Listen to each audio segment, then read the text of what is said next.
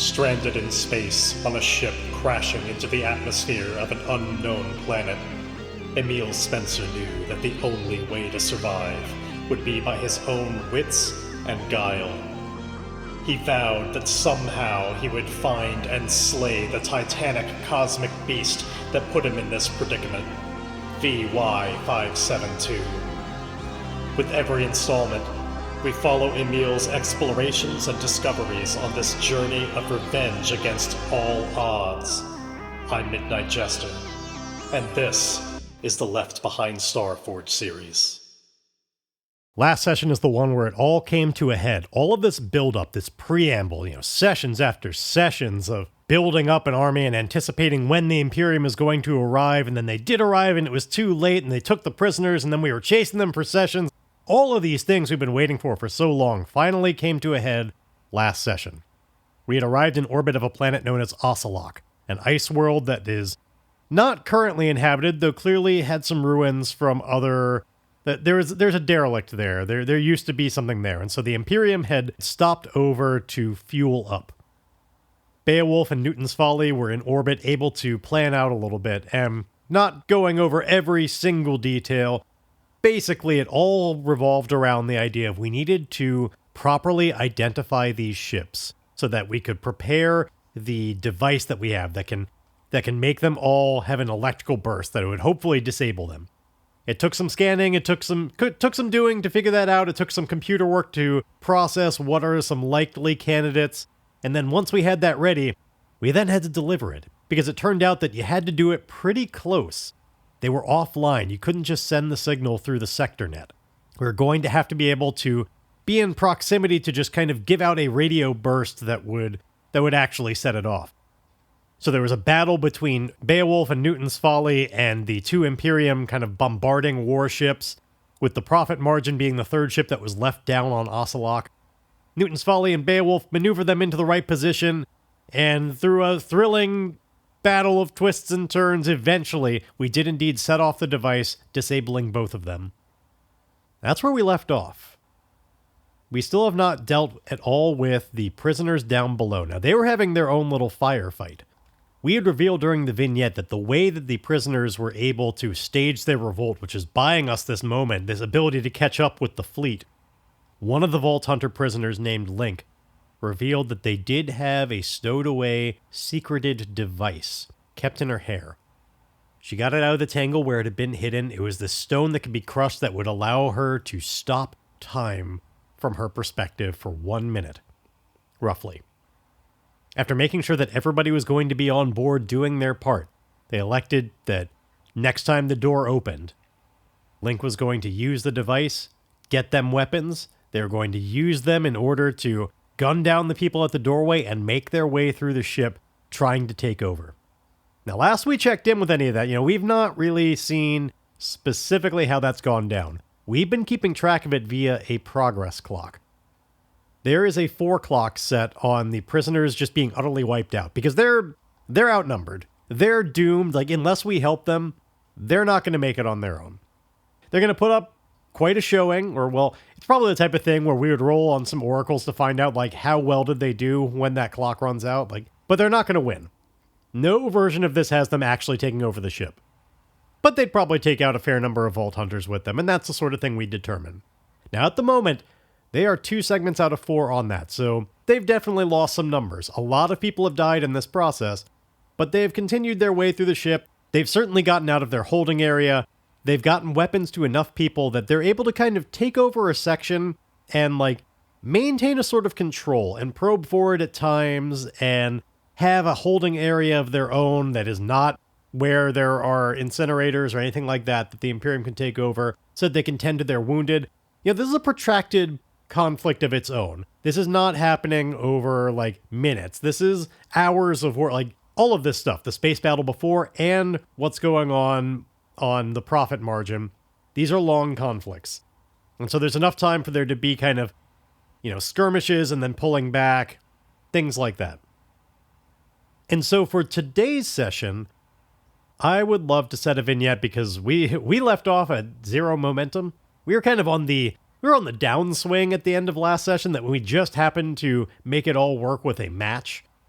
So I would love to earn back some momentum. Let's get positive as opposed to just 0 by setting a vignette. And I personally want to know more about, let's get another moment of how that has been going. You know, like what's the deal with the prisoners? How has that conflict been happening? Let's find a cool moment from it. And I don't know what I want it to be. I don't know if I want this to be a moment of victory or one of the examples of when they had a significant loss. I'm not really sure. And so I am indeed going to roll on the begin a session table to get inspiration on what kind of scene do we want this to be. So I have rolled flashback reveals an aspect of your background or nature. I rolled a 1 on that. It's a D100. I rolled a 1, which it's not any more significant than rolling any other specific number, but it feels more so. So do I want to somehow work Emil into this? I mean, he's not there. My background or nature. Maybe instead of it being literally about Emil, maybe it could be Emil inspired. Maybe this is, when I think about the things that define Emil, his literal assets, one of them is, of course, scavenger. And that's the one I can think of as being pretty relevant to this sort of protracted, long conflict. Maybe this is a moment kind of between firefights where somebody has to go out to, like, the battlefield where there are just some dead bodies because they think they might be able to scavenge something. There's something they need. And in order to determine that, I'm going to roll on the descriptor and focus oracles.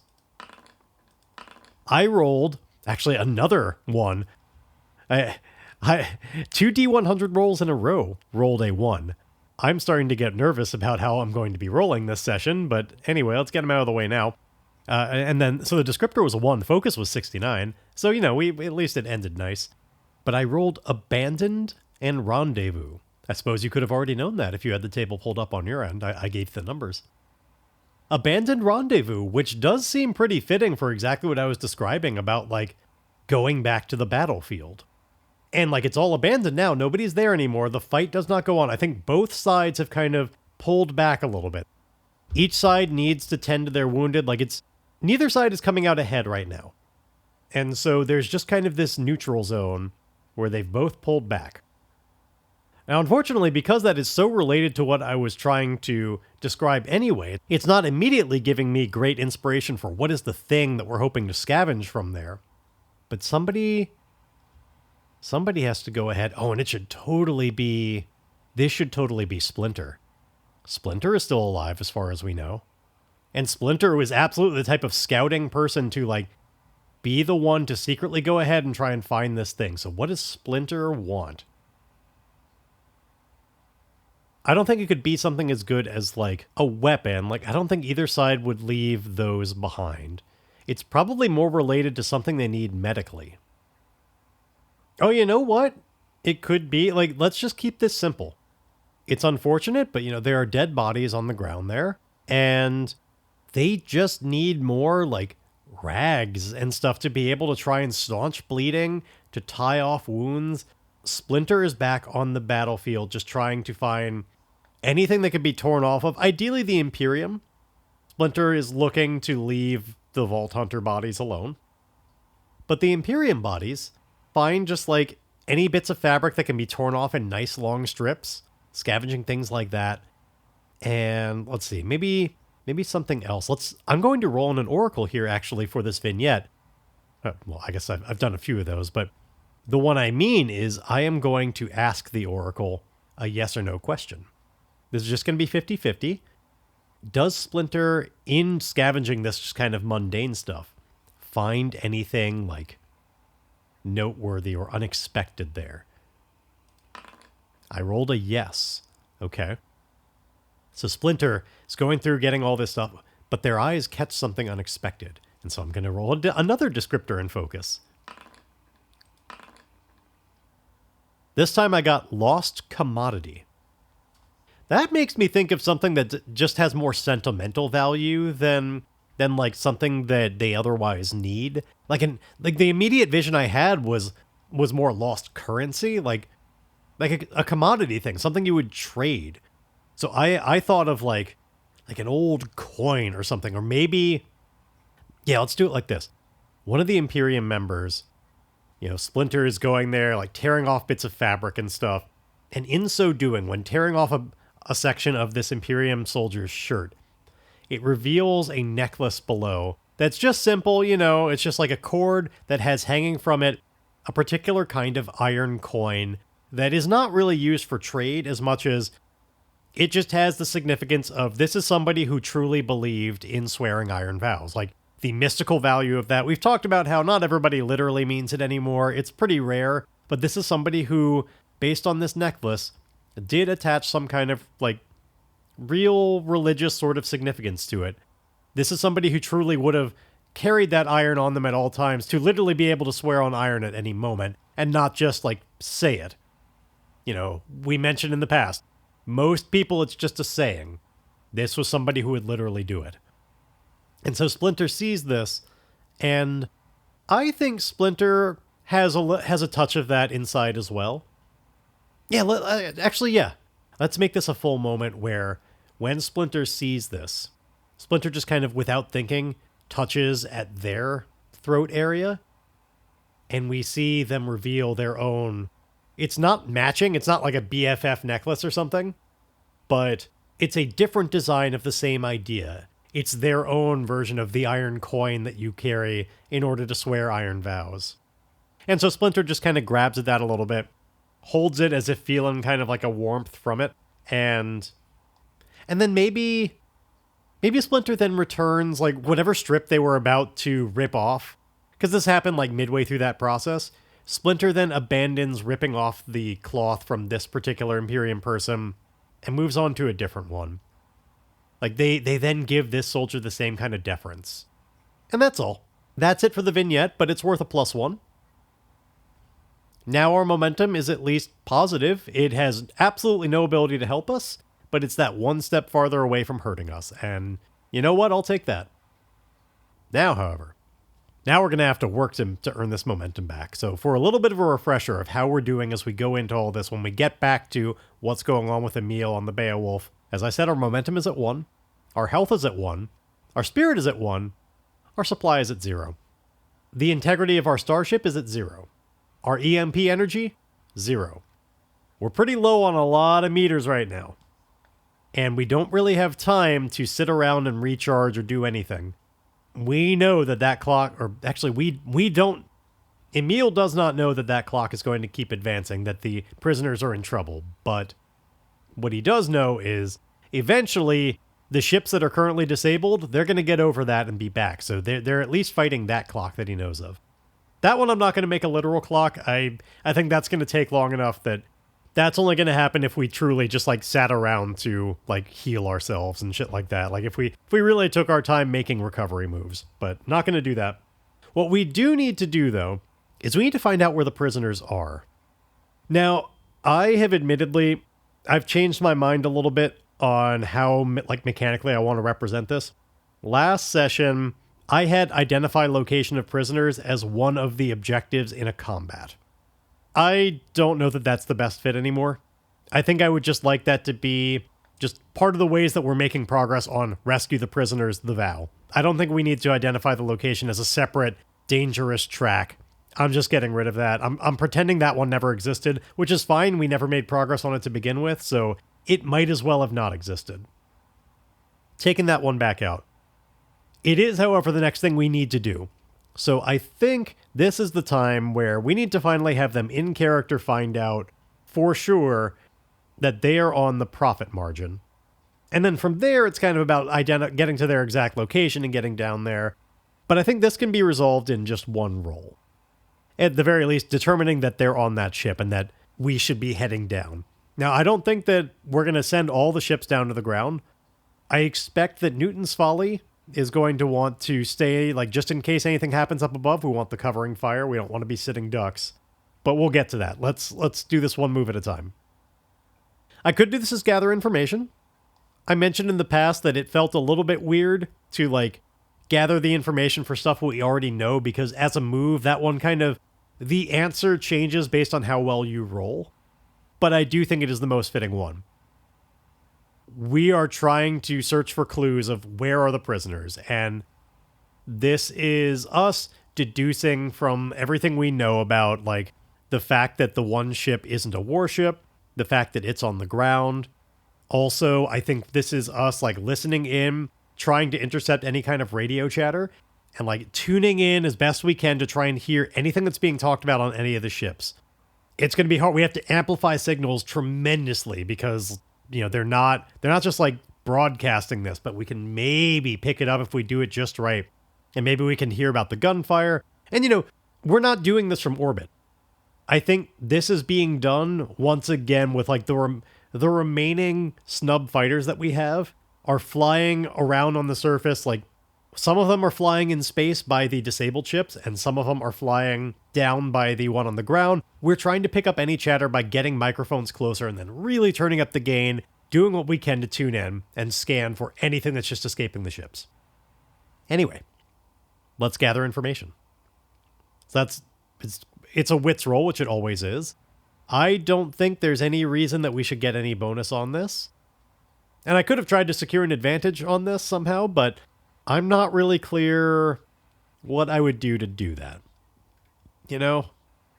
I guess, you know what? Hold on. Let me take a step back. This is hard to pick up all this radio from the outside of these ships. Maybe we should try and make a computer program that is specifically designed to do that and scan all the frequencies and amplify signals and ungarble things. I think that could be a specific function that we're trying to do. It actually sounds a lot like the program that was designed to be able to noise cancel back in when we had the wormhole issue, but it is a different specific purpose, so that one won't count. So let's secure an advantage by making that program. Emil, get something together that can be sent on to all of these ships so that they can scan as best as possible when they get close. We're making just kind of a rudimentary scanner of a sort. I guess we could have done that as a ad hoc tool as well if we had wanted, but it'll be better this way. So this is secure an advantage with wits. Do I get the other part of my tech asset on this? Because I'm kind of doing this by configuring an electronic system. No, that's too cheaty. I can't do both of them. Besides, we already get a +2 on this from what we're actually doing. So this is wits with a +2. We'll get to take 1 momentum on a hit. Oh, we didn't need to do any of that bullshit at all. I rolled an 11, which gets capped at 10, against a 1 and a 3. So this was meant to happen. So not only do we take 1 momentum from the tech asset, we take 2 momentum from the strong hit on secure and advantage. We get 1 to our next move, which is going to be the gather information. And if we need to, we can re-roll any dice because they're using this program. So let's go. Gather information. This is now wits with a +1 as he tries to do the thing that I described in the past. Okay, unfortunately, one of the dice was a 10, but I can re-roll any dice I want because I have a 10. So literally, I'm re-rolling that 10. If this rolls anything but a 10 again, it's going to be a strong hit because the other one was a 6. I've gotten a 10 as my total. So let's re-roll that D10. Even better, it rolled another 6. So this is actually a strong hit with a match. Fan-fucking-tastic. All right, so we discover something helpful and specific. The path you must follow or action you must take to make progress is made clear. Envision what you learn, then take 2 momentum. So we've gone from 0 all the way up to 6 momentum, lickety-split. And now we need a double 6 match nice thing that's happened. It's so nice to be able to say that. I have used the program, so we can't ever do that again. But clearly what this means, let's do that part first. Clearly our characters now know what we know, which is the prisoners are in a firefight inside of the profit margin, the ship that's on the ground. We understand that to be the case. I think the double 6 is just going to be the level of information we get. I think we're going to be able to identify way more specifically what's going on. So we've got all this radio chatter about how there's the firefight going on. We clearly hear the Imperium talking about that. And I think we get lucky enough that they describe even where the last battle was in the ship. So we know because it's a pretty big ship. We know roughly where it is. I think that honestly, that's all worthy of a strong hit. Here's what we get on the match. I think they're going to speak specifically about where Magpie is. Because he comes up in the conversation because he's working with the Imperium now. We find out that the betrayer Magpie is, let's see. I kind of want it to be a little bit more complicated, but it is a strong hit with a match. Like, on the one hand, I'm drawn to adding the complication of, like, Magpie isn't on that ship, he's on one of the other ones or something. So, like, we'd have to go onto a disabled ship to have any revenge on him. But I didn't roll a weak hit or anything that would complicate this, so I guess I should be nice to myself. But this is just a bonus information. The real thing I was trying to learn was the fully nice version. So yeah, I'm going to say we find out. I think it's in the context of them complaining about how they've lost soldiers and everything, and that if anybody should be down here fighting off these Vault Hunters, it's really Magpie. He's the one who deserves to be dying defending against them. And I'm not sure exactly how it comes out, but somewhere in that conversation, they kind of slip in something that at least alludes to the idea that he's not on that ship. He's on one of the other ones. They had kept them separate in order to make sure that didn't wind up being troublesome, yada, yada, yada. Like, I don't have any good way to say it in a way that's not, like, really expository, like not the way people would talk. I'm sure there's a way, but I don't know what it is. But we learned that, okay? That's the important bit. Also important, that is definitely worthy of a hit of progress on Rescue the Prisoners, because we know where they are now. Pretty specifically, in fact. We've learned about where they were stationed before, like where it all started, because I think they talked about kind of, probably the chatter that we intercepted even talked about where it all started and giving a little bit of an overview of like somebody asking how they even got the weapons to begin with. So I think the Imperium is still a little bit unclear on that. And so I think it comes out with people even wondering, like, who had been in and out of the room, who could have brought them the weapons, who smuggled them. Oh, maybe that's how Magpie came up. They're like, maybe Magpie actually wasn't a turncoat and he was the one who gave them the weapons? Because they don't know anything about the time stop. As far as they know, they just suddenly there were weapons in the room. They don't know what happened. But they're like, maybe Magpie actually smuggled them the weapons. And then somebody was like, well, that seems really unlikely. He's not even on this ship. Yeah, there's a good way for it to... There, I found it. I found the way to make it not sound like complete weird exposition to be like, tell me again about how Magpie is on the other ship. Nothing like that. It's just very good timing. Anyway, we've got some momentum. We've got some intel. We know that we need to get in contact with the prisoners to let them know, like, don't give up. We're on our way. We're right here. We need to give them some kind of a signal. Maybe that's another opportunity to just, like, secure an advantage, honestly, which is, like, with our ship that's flying by on the ground, we can just, like... I'm going to ask if it has a loudspeaker on it. Let's ask the Oracle. Can we just transmit over a loudspeaker a message of solidarity they can hear to let them know, we're here, don't give up? So, asking the Oracle, is there a loudspeaker on these snub fighters? It's going to be 50-50. No, we can't just do that. And we have no reason to think they'd be approachable by radio contact, because why would they have radios or anything? So we can't get in contact with them that simply. Unfortunately, the secret language the Vault Hunters have is sign language. So we could silently communicate, but they'd have to be able to see us, and well, if they can see us, that's already good enough. Alright, well, there goes my ideas for trying to let them know, never give up. I think we're just going to have to go down and get in there and hope that they don't accidentally shoot us thinking we're the Imperium. I guess the best thing we can do is, knowing where the Imperium is when we picked up their chatter and where the Vault Hunters are, we can set up a flank here. We can try and cut our way in from the other side of the ship so that we can pincer maneuver them and give all a better ability to just take them out. I think what I would like to do then is, because we don't have a lot in the way of supply, if I check my gear to find a cutting torch or anything, I don't think we're going to find it. But I can make one. It's been a long time since we've made a gadget. I'm going to secure an advantage to cobble together an ad hoc tool, device, or weapon. It is a really quick one. This is going to be similar to stuff Emil has done before where he's not making it from scratch.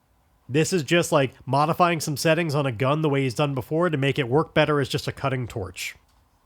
Guns we've got. Because we want to be able to do this kind of secretly and silently. I don't want to just blast our way open with bombardment from above or anything like that with the ships, just in case we're wrong. We could heavy cannons, but if we're wrong about exactly where the prisoners are, if it turns out they wind up making another skirmish, we could accidentally cause some casualties, and I don't want to do that. So, this is something we're going to do on the ground. I think As I mentioned before, Newton's Folly is going to stay in space with maybe just a small contingent of some of the snub fighters. Actually, most of the snub fighters. I think all we need is just like 1 or 2 that are on Osolok with us, giving some air support just in case. Oh, no, we don't need any, because we're going to have Beowulf for air support. We're going to have those heavy cannons just in case. I think we'll have Beowulf and 1 snub fighter go on to Osolok, just in case we need to like pick somebody up and quickly transport, something like that, so that Beowulf can stay in the air. Because Beowulf is going to drop people off, and then we're going to do this as a ground force, which means I'm going to have to cut my way in, because they're probably not going to have the doors just open for us. Let's make that modified cutting torch. So this is securing an advantage to make that ad hoc tool. Something we haven't done in a long time, but it's going to be a wits thing. We don't get any bonus on this, but we do get some things out of it if it works.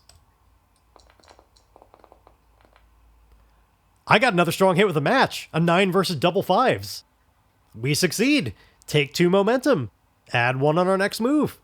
All right, so we are now all the way up to 8 momentum, and we get a 1 on our next move. We also get a +1 when we use that item. And it is the thing where it'll break if we roll a 1, but until then, it'll always help us do things like cutting through steel. That's basically what it's good at. I suppose I could have given myself the +1 from Gearhead to craft technology, but doesn't matter. A note from the editing room. It sounds like I apparently entirely move ahead forgetting to do anything for the match that I get, the double 5 match. Oh well. I guess I'm going to ad hoc rule right now that the match is that I have made this tool in such a way that it's actually relatively simple for me to switch the tool back into regular gun mode if I want to. Like, it's done in such a way that I can kind of toggle between those settings. Now, I can still burn out its ability to function as just like a cutting torch if I roll a 1, and doing so would probably ruin its ability to function as a gun as well. But if I want to, I can make it just fire like a regular gun. And that's not like a whole bunch of work. We're just going to say that. Anyway, back to the show. All right, well, let's use that secure an advantage +1 and everything while we can. So, as far as how this works, and what ships are where. First, Beowulf is going to land not immediately next to the profit margin, but like a little bit of a walk away, somewhere where they can do that at least a little bit stealthily. The ground force of Emil and like some other Vault Hunters that are unnamed. I don't think Dash is going to come along, but I think Ironsides is, just in case we need a robot for something. You never know. Ironsides and Emil and a small contingent of some other people are going to come along. Then Beowulf is going to take back off to be air support. And there's going to be like 1 snub fighter on Osolok as well, just in case we need like a fast fighter around there. The rest of the snub fighters and Newton's Folly, they're going to be up in orbit, keeping an eye on the disabled ships, making sure nothing changes that they need to react to, keeping them disabled if necessary, but not otherwise trying to destroy them. Actually, I mean, Bash is going to do what Bash is going to do. He's probably out for Imperium blood, and we're going to roll some oracles to find out what did Bash do. Like, unless Emil takes the time to try and convince him otherwise, Bash is going to do whatever he wants, and we'll find out what that is. But anyway, Emil is with the ground crew at the door. Let's cut our way in. So this is going to be a face danger with, honestly, this is probably an iron move. This is strength, endurance, or aggression. This is us just taking a laser cutter and just aggressively cutting our way through the side. It's either iron or shadow, because we're trying to be stealthy about this all. Either way, it's the same math. You decide which one I'm using. Honestly, I lean more towards shadow. This is more about the stealth of it. But again, both of them have 1s. So it's going to be shadow, but we have the +1 from secure an advantage and a +1 from the device we're using. So shadow with a +2.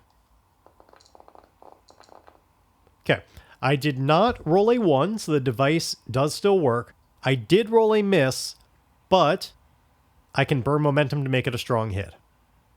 And I think I'm going to do that. We'll build it back up. So we burn all the way down to +1. We get 1 momentum back as a result of just a face danger strong hit, so we're up to +2. And importantly, we're successful. Now, this doesn't cover a lot. This is just, we have indeed gotten the ground forces there unnoticed. We've cut our way through one of the sides in order to get into a position that we'll be able to move in and try and flank them.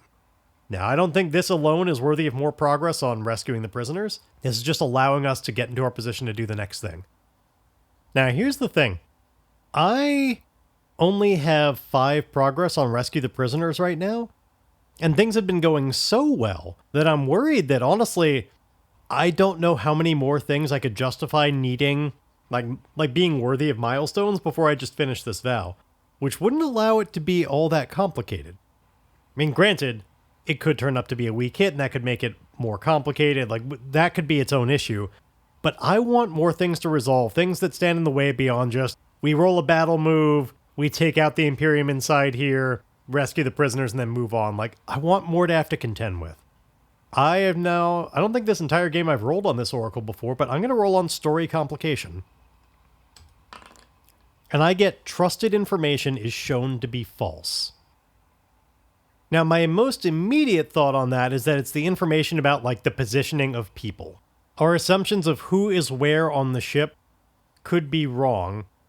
Now, the only problem with that is we did get it on a strong hit with a match. Like, I don't want to invalidate that. I want whatever this is to work with that. Like, why was that right then, but still it's shown to be false? Maybe it's not related to that. Maybe... Okay. Let's do this another way. This definitely makes it more complicated. What we trusted was that the ships above were going to be disabled for long enough that they weren't ever, like, we could just not worry about them. And they're not. They were able to get back online quicker than we thought. And so we get in a radioed message from Newton's Folly, hurry your asses up, because he sees that he just got blasted at by one of them, and he's outnumbered. He's only seen the one come back online, but clearly the other one might not be all that far behind. So he's busy with all of that. And even if we get the prisoners off of here, we're still going to have problems to deal with to actually escape, because the battle is back on up ahead. So with that in mind, because it's not just about getting them off this ship, I am willing to indeed say, we've got this well enough set up. I just want to do this as a battle move. I think we have flanked them. This is all just going to happen in one move. It happens in a blur. We have used careful tactics to outsmart our foe by making sure that we have a flank. They don't know that we're there. One could say that that would argue for Shadow, but the Shadow part was just getting into that position unnoticed. But the tactics make sure, like, they're going to move in. We wait for the moment where they're about to press in to engage with the Vault Hunters again. And when they move in, we come in from behind, cutting off their rear. Only too late are they going to realize how flanked they are, and they're going to be taken out. That's the hope anyway. We don't have momentum to rely on, but we are making a wits move. Any assets that would help out? I don't expect so. That's not really what I have here. At most, I could justify my EMP move, but I don't have that charged up with anything. Yeah, nothing that's ready, and I don't have time to make devices or anything like that, not with the message that we got from Newton's Folly. So let's just roll wits and see what we get. All right, another strong hit versus a 5 and a 6. We achieved the objective unconditionally, which I guess I should have said the objective, which in this case was just take out the Imperium on the profit margin. Not in the sense that they all have to be killed, they don't, but to just wipe out that force so that we can reunite with... I guess that was the real objective. Reunite with the Vault Hunters. Like, had that been a weak hit, maybe we could have done that without actually taking out the entire Imperium, but we had a strong hit anyway. So, unconditionally, you and any allies who join the battle may take 2 momentum. Honestly, just for the sake of it being interesting, I do like it more that way. Let's say, yeah, the objective was really about reuniting. We took out the people in that battle, but it wasn't the entirety of the Imperium on this ship. There are still others around that we could have to contend with, and let's just say that yeah, we'd now have to fight back through them in order to make our exit, unless we cut a new way out of this ship, which I still have the cutter, so we could just do that. So I'm going to give myself a mark of progress. We have rescued the prisoners, at least a little bit more so. We've reunited. with with their fallback position, and they are so surprised and happy to see the reinforcements. Clearly, these are people who have not had a lot to hope for in a long time, and just they can't even really cheer. They're just weeping with that relief. It's emotionally overwhelming. There are many hugs, on both sides. A lot of these people really cared about each other. Emil doesn't really have that feeling. In fact, he's got more of a stone face because he sees across the room Vert. Vert is in here, and he is not just weeping with joy because he's looking back at Emil. He's kind of working his way back to his feet, seeing the person that he has never trusted and has always believed is going to be the doom of them. He has never wanted to accept Emil is the savior. That's not what's going on there at all. And I think in this moment, seeing that tension there, I think a lot of people pick up on it as Emil and Vert are just kind of looking at each other across the way. A lot of the hugs and stuff start dying down as people try to see wait, how is this all going to play out? That we have a problem here. What's going on? And people part ways a little bit to give some room. And I think Emil recognizes one of them is going to have to say something to break this tension. And it should be him. I think this is the time that Emil is going to try and convince him, you can trust me. I'm just here as part of the rescue.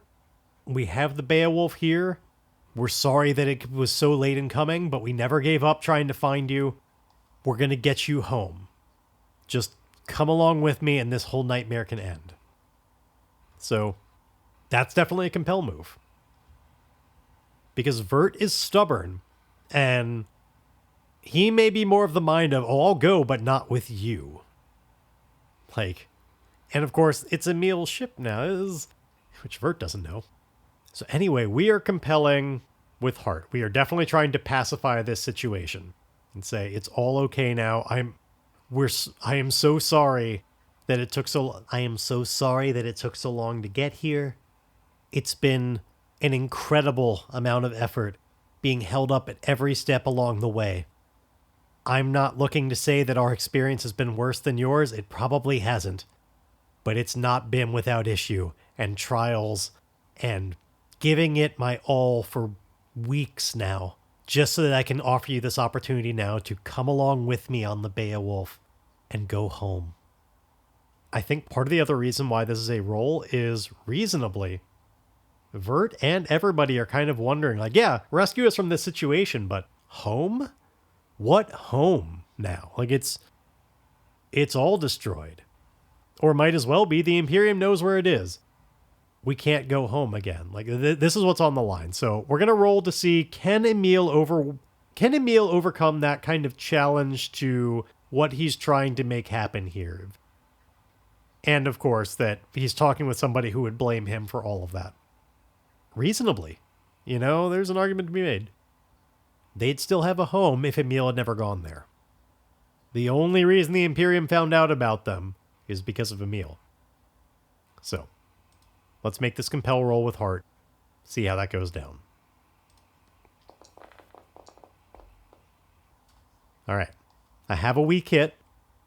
So they'll do what you want or agree to your conditions, but their agreement comes with a demand or complication. Envision their counteroffer and take 1 momentum. Vert doesn't trust him. And so, if we remember, it's been a long time since this came up, but Vert had his own mutation that gave him an ability. His ability is that if he is staring someone in the eyes when he turns it on, he can lock them into a kind of trance where they can only tell the truth.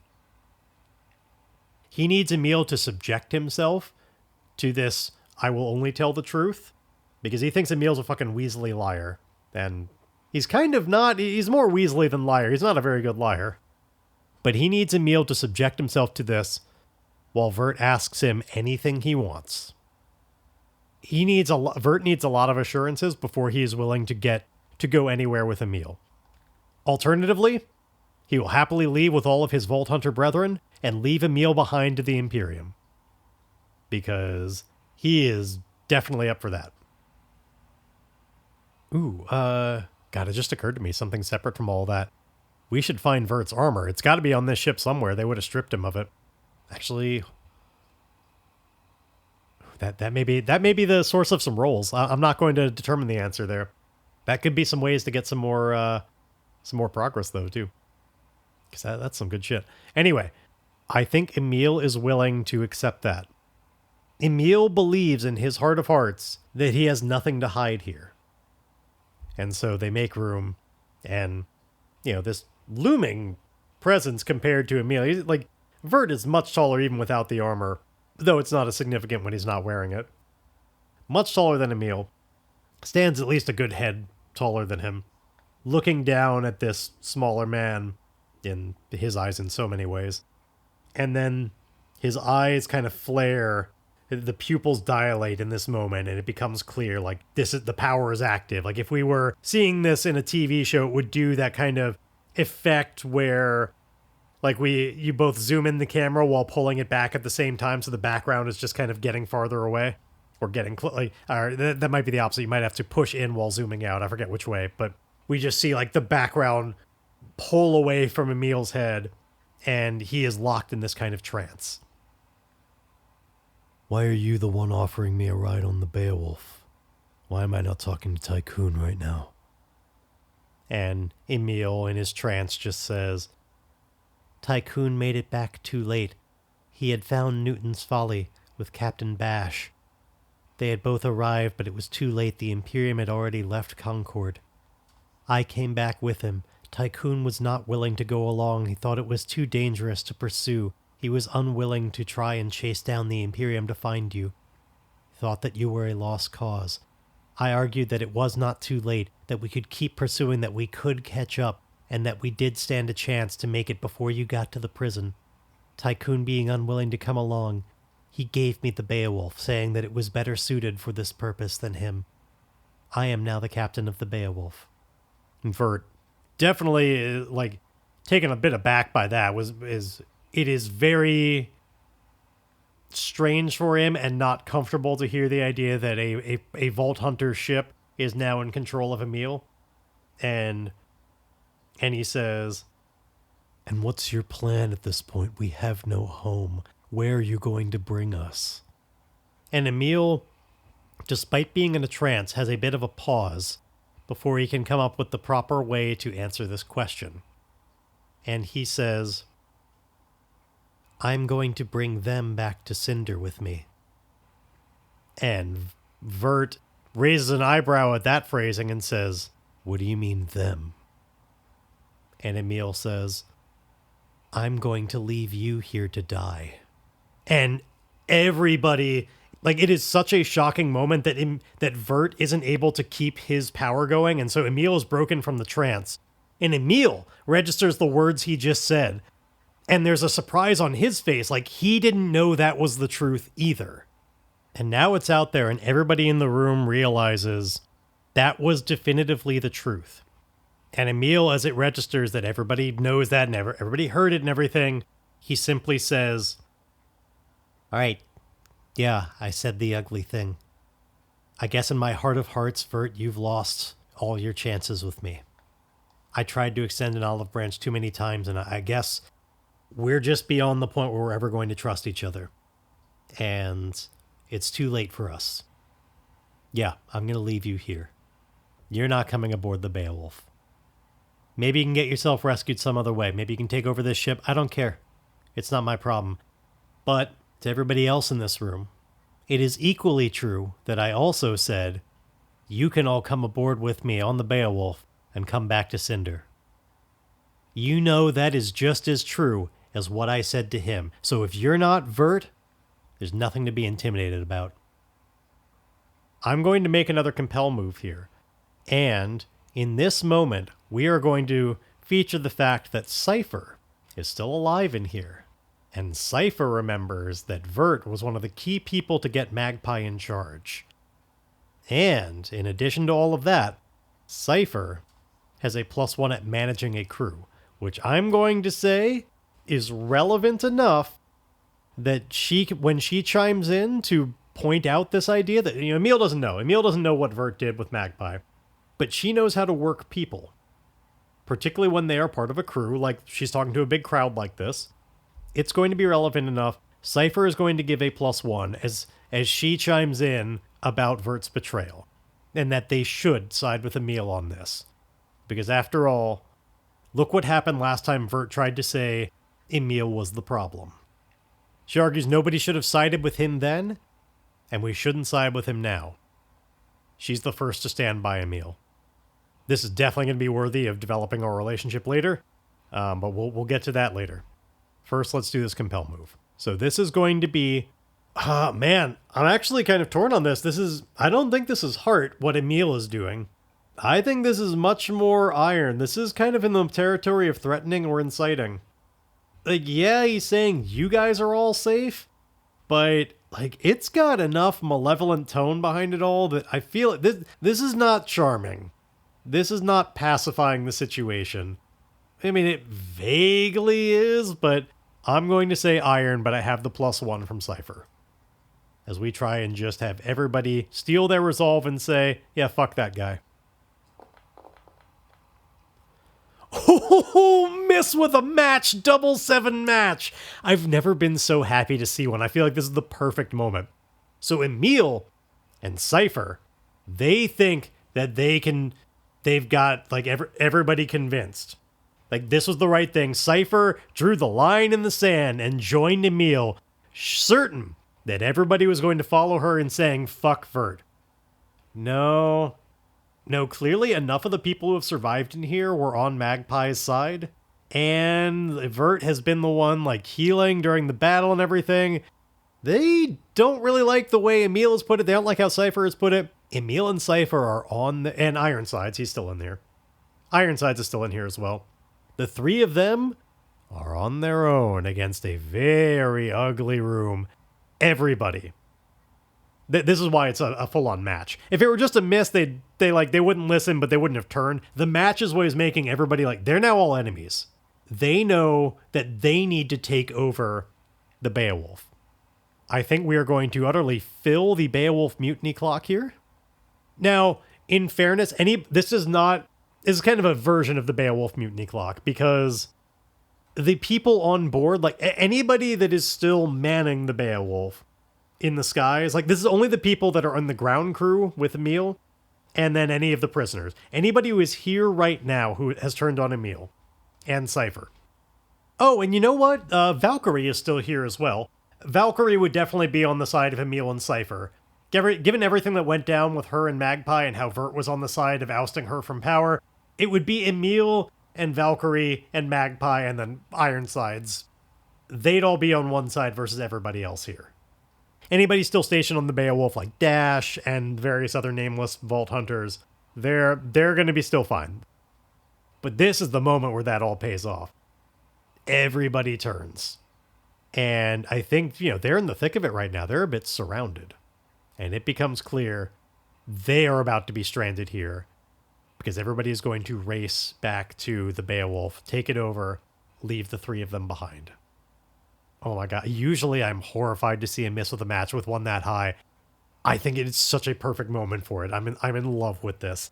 I can't tell you how happy I am. Okay, let's develop our relationship, because at least we can get that out of it. So the first thing, this is just, we're developing our relationship by sharing a profound moment. This is the profound moment where Cypher indeed stands up and supports Emil. Later, we're probably going to get to develop it again by standing with them against hardship, because that's what's about to happen. But these are going to be two separate developments. So Cypher, we develop it once right now. We're up to 3 boxes with her. We'll worry about the rest when it comes. So what do? We're surrounded by enemies in this room.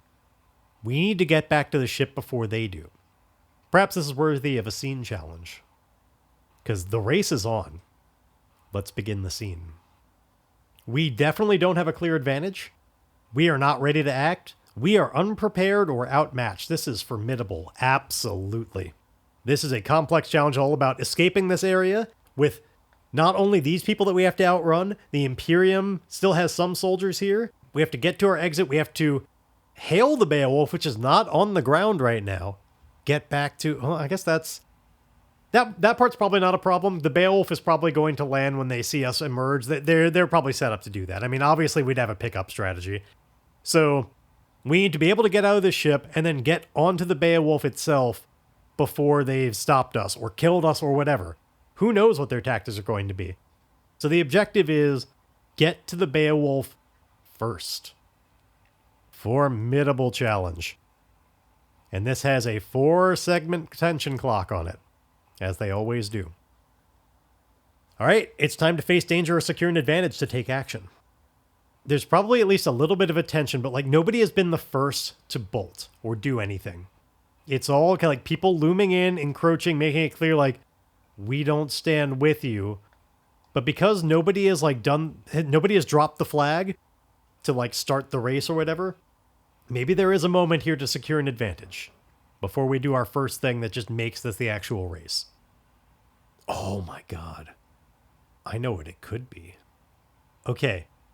Emil could try and gain leverage. There's one ship that we have not made have a big electrical burst because there was no reason to. But this ship, Emil is the only one thinking about it, and he has the comm link ready to go. We're going to just declare that to be true. He has it back because he would have gotten it back. It doesn't matter. So he has it, and they already have the code verified. He could set this off and do one of those like tackle Cypher and Valkyrie down to the ground to keep them safe from it, and then set off the device. He knows Ironsides will be fine. We've previously established that he's fine throughout all that. Have it just like blast out and make all these problems everywhere. That would be like the biggest flashbang, kind of throw everybody off, and like yeah, that's so cinematic and worth it. Let's do it now. This is a speed move. This is about edge, the agility to do this all unnoticed. It's not the wits of making it happen. But I am going to give myself the benefit of this tech asset because we are looking to disrupt an electronic system. So we get a +1, and on a weak hit, we get to press our luck if we want to. Also, it's probably worth saying, the way I'm securing this advantage sounds risky enough. We should probably consider this a face danger instead. If we're going to make this giant blast of electricity, that is definitely risky. So I said secure an advantage. We're going to do it as face danger instead because the fiction makes that make more sense. So anyway, edge with a +1. If we need to, we can reroll with a +2.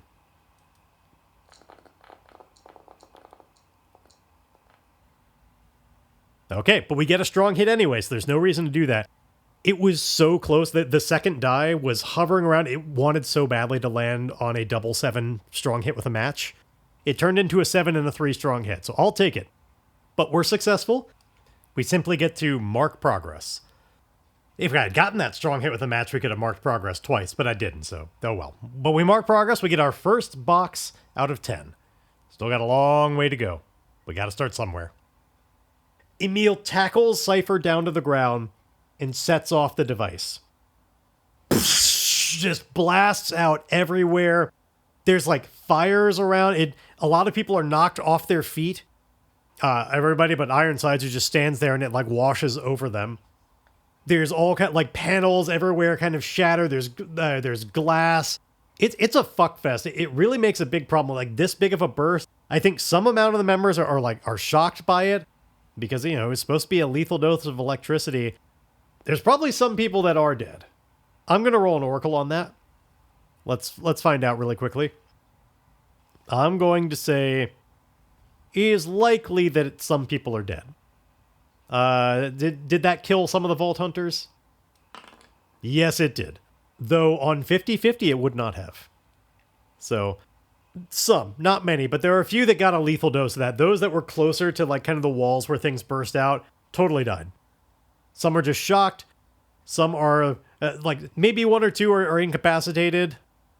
Most of them are just, as I said, it's more like a giant flashbang went off where they're disoriented and there's a moment here.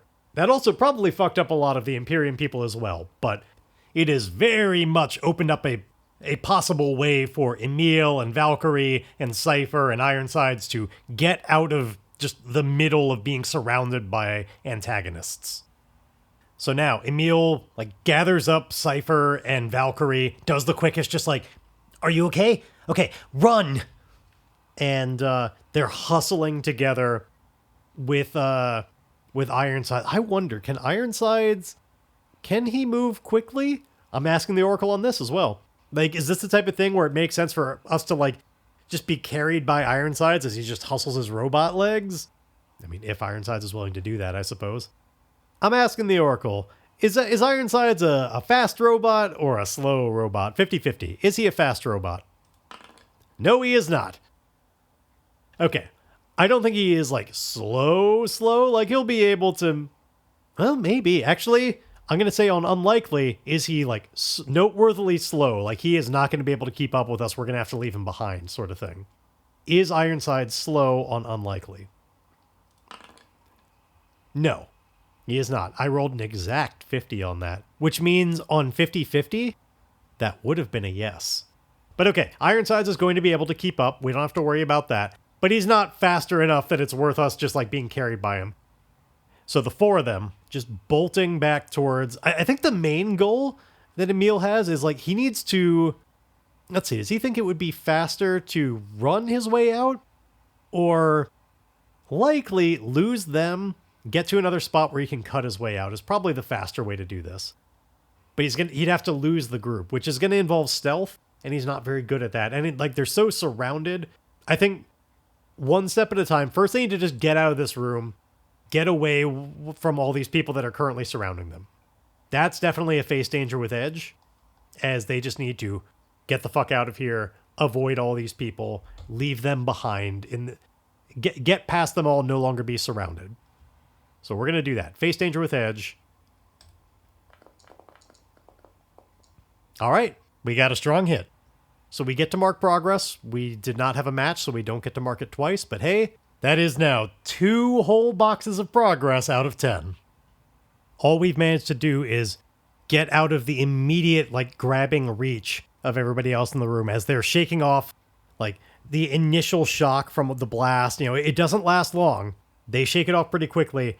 They're getting back to their feet. They're ready to get to us. They're ready to start chasing. And there's a long way to go. But as for who is going to make it back to the ship first, and if Emil is even going to make it back to the ship, are they going to kill him? Are they going to capture him? These are all questions for next time. I said it during the session, and I'll say it again. I am ecstatic that that miss with a match happened, and how lucky it is to get to say that. You know, so often in games, we hate when the dice turn on us, but they're the juice. That's what makes it so wonderful, is those big turns. Those big moments where, no, that's not what happens. And that's exactly what you're hoping for when you get a miss with a match like that. I can't wait to see how this plays out. I love the idea that because we were vague in the vow was to rescue the prisoners. We weren't clear on which people counted, like maybe rescuing Cypher and Valkyrie? Maybe that counts. Maybe they're the prisoners. They're the two that are on Emil's side. Anyway, we're going to have to wait and see what comes of that. As for the prompts this week, I decided as a result of what just happened, I want you to tell me about a betrayal. A betrayal based on the action and theme of demand and cure. That should be an interesting one. How does demand and cure involve a betrayal? I don't know, but I don't have to know. You have to know. You have to come up with the idea and send it to me. My email is starforgedpod@gmail.com. starforgedpod@gmail.com. I don't know if I ever enunciate the duh well enough, but starforgedpod@gmail.com. Or alternatively, you can send me your ideas on the Ironsworn Discord. The thread that I've got going for this show, I certainly check in with people on there. And of course, I always welcome any kind of feedback or contributions, anything like that. I love those signs that people are listening. It gives me the pep in my step to keep making this show. But honestly, right now I'm feeling more driven than usual to pick this back up and find out what happens next. Where does the story go? But before we can see where this story is going, first, you gotta play me out, music.